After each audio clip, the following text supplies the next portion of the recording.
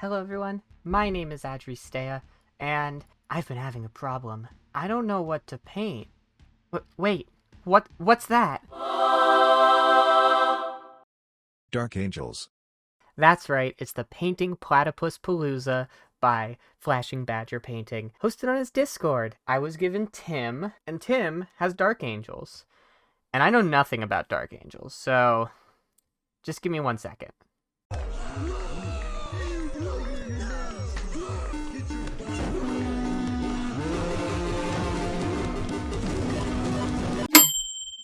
Okay, I think I get it now. I am going to be making Tim a custom Interrogator-Chaplain.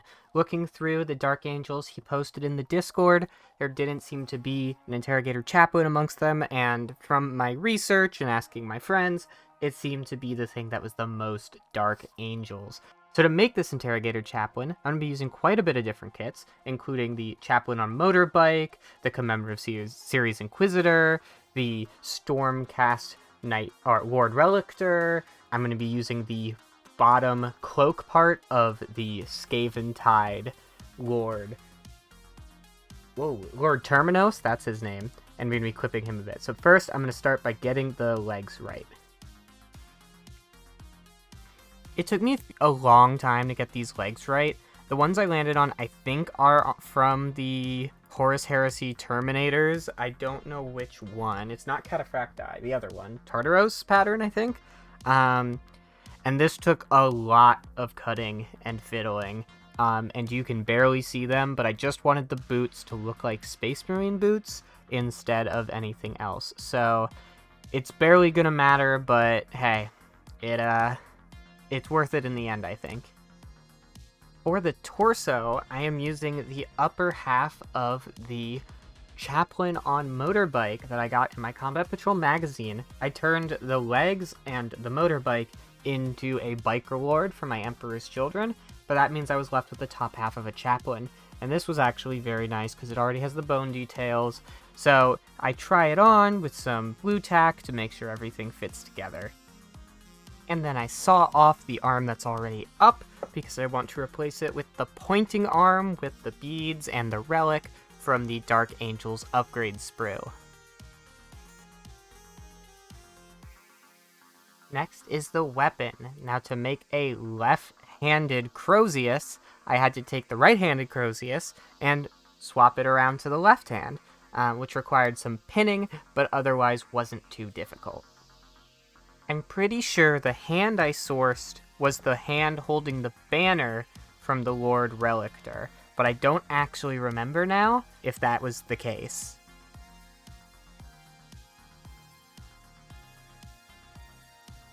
Next up was placing the head, which seems easy enough. This was from the Lord Relictor, and it just popped right in to the socket to make a nice hooded, skull-faced helm.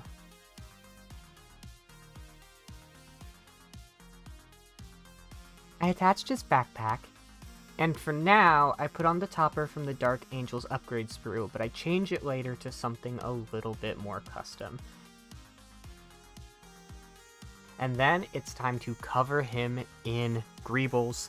This means purity seals, this means books, this means chains, anything you would expect a chaplain to have.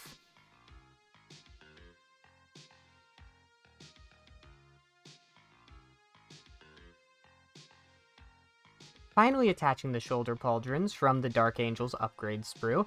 I don't know anything about 40k shoulder pauldron tech. I think it is like certain shoulder pauldrons go on certain ones and look certain ways, but I just equipped two cool looking ones. One had purity seals. I think they both have Dark Angel symbols. This might not be Codex compliant, it might not be lore accurate, but it's Dark Angels. Do we really care about Codex compliance? I feel like more symbols is more loyal, you know?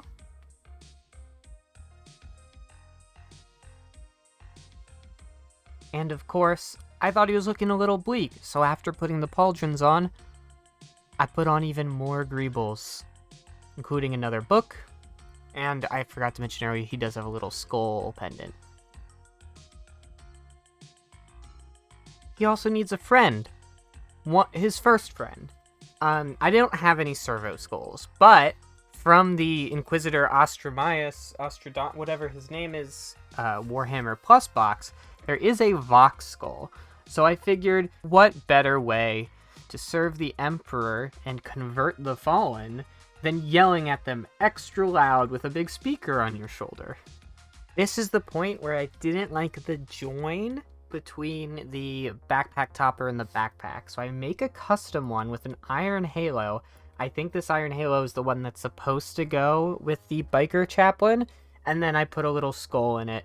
I don't remember where the skull is from, and I make a little custom topper. Now time for my greatest enemy, green stuff sculpting.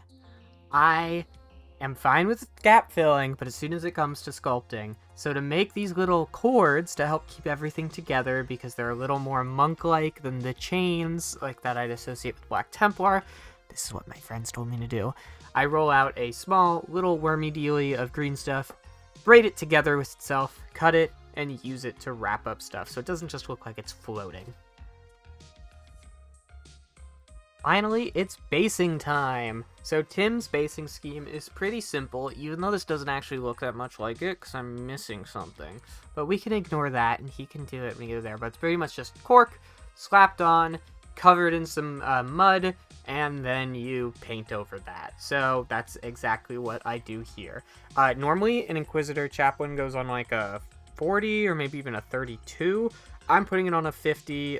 Tim requested it to be a little more diorama-esque, and it makes it a little grander, so it technically isn't game legal, but that's not exactly the point. 3 weeks later.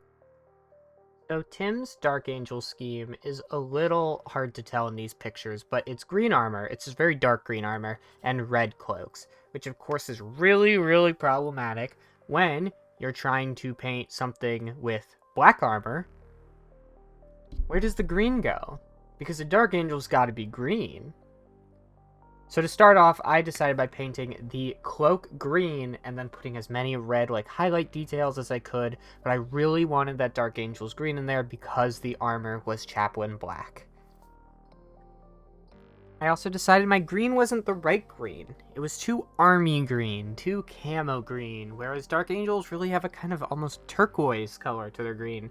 So I took some jade from Proaquil and glazed that over the green I already had just to tint it a little bit more in the right direction. And I did a few more adjustments mixing the paints until I got it just right. Most of Tim's Dark Angels metallics are like this really kind of pale brass. So that I started with a base of copper to add a little bit more life to it before then leaning up to the brass. So that's the Crozius, that's a lot of the trim. I just wanted to get those metallics everywhere, make it pop. As mentioned, I want those red details, and the perfect place for that is the symbol on the shoulder. This is just one of the many places I put the red. I put red on the shoulder, I put red on the purity seal, I put red on the handle of the Crozius. All of these different places, wherever I can get this red is the best place I can put this red.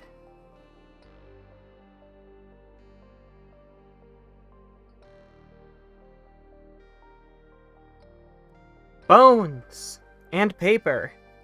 These are both things that are on this guy. So for that, I do my typical thing where I start with a mid-brown and then I layer my way up. It's a pretty simple technique. I like to keep it really choppy to make the paper and parchment look very kind of damaged and old and crumpled, as well as make the bone look less clean.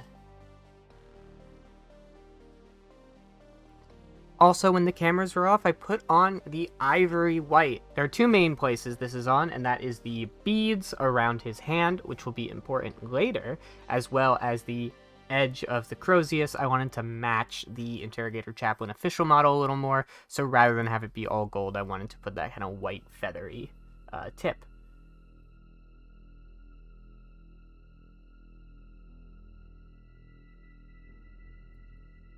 I did all of the basing up to Tim's standard, other than his I think like a Grelin Earth.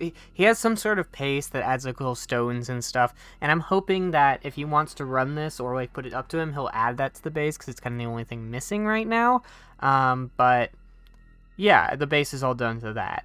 And then I clean up all the bone details, really add nice highlights to them, especially the little relic on his belt and in the center of his chest.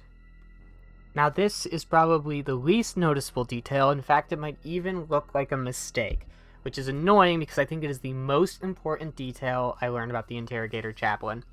I am using this Turbo Dork Ice Black to turn 2 of his beads black, because an Interrogator-Chaplain has this rosary bead, and each black bead is one fallen he has successfully converted back to being a loyalist. And I think that's very, very cool, and it's a very small detail. And in my research, I think like the greatest anyone has ever seen is like 4. So I decided 2 beads would be good for this guy.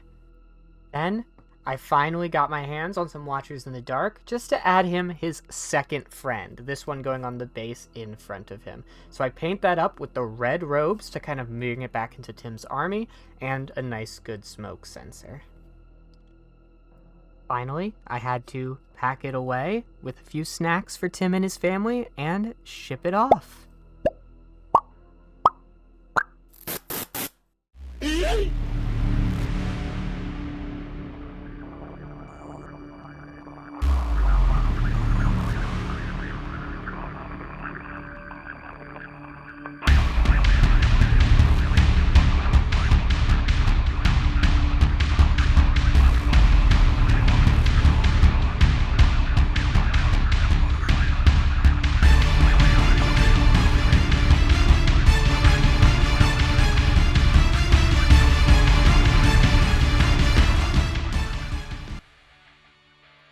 Thank you everyone so much for watching. Remember to like, comment, and subscribe. And thank you to Tim for having such an amazing army. And thank you again to Mike from Flashing Badger Painting for putting this on. So yeah, see ya.